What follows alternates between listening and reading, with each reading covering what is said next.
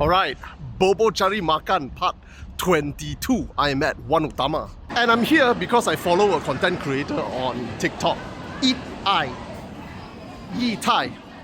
And I'm very impressed with this guy because he brought Chinese Muslim food from China, and he started a festival in Malaysia, and this is the third year he's been doing it. I came last year, I was very impressed with his work, so I decided to come again. I come at a time when people are not supposed to be eating, but look at what I'm looking at. Lines everywhere, I can barely get a seat even. My goodness, what a success story, man, this festival has been. So while we are looking for food, let's talk a little bit about Eat I and where he's from. You see, he's from this place called Gansu, if I'm not mistaken. If you look at the map of Gansu, you realize that it looks like a little corridor, and that's exactly what it is. Gansu is a corridor to the Chinese civilization and the rest of the world. In fact, it's a very important place for Chinese civilization. You see, 5,000 to 6,000 years ago, this Gansu place is the division between those who became Chinese and those who became Tibeto-Burman. That happened right here.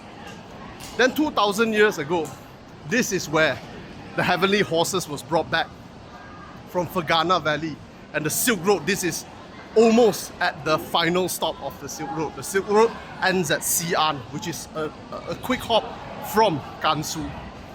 And then of course 1,300 years ago, Islam, one of the main entry point into China, is through Gansu.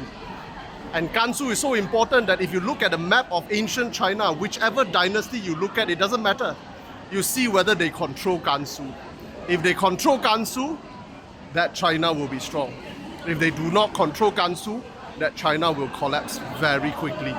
Now, why is it so important to hold Gansu? Well, that's a story for another day.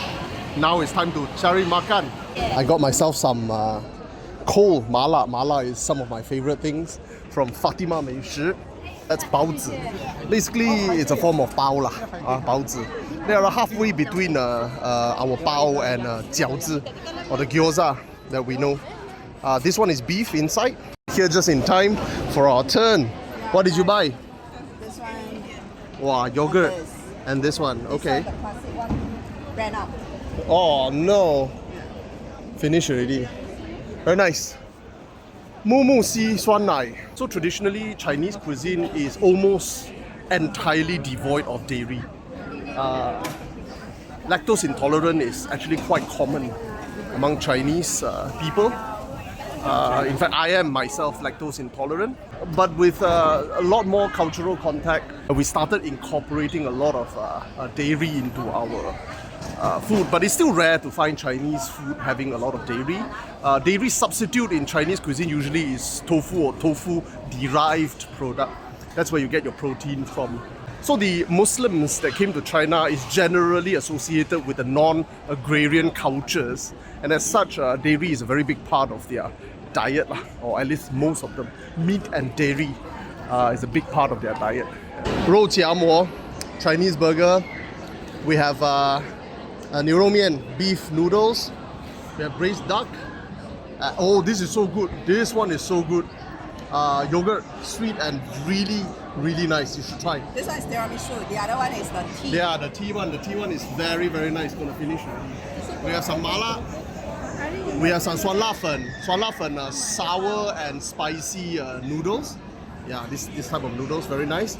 And this one, this is a dessert from Xi'an, the ancient capital of China, the final station of the Silk Road. So this is basically sticky rice, beans and kurma. Very nice stuff. This one is so good, man. Subtle sourness, spicy is just right. More of a numbing kind of spicy. This is niu rou mian, spicy niu rou mian done right. And one of the things about Malaysian Chinese, specifically Malaysian Chinese, is that we're very afraid of using oil. But man, oil is where the flavor is carried, man. And this one is drenched in oil. I know a lot of people don't like it, but man, this is how it's supposed to be eaten. I'm absolutely in love with it. I'm a very happy man right now. Amazing stuff.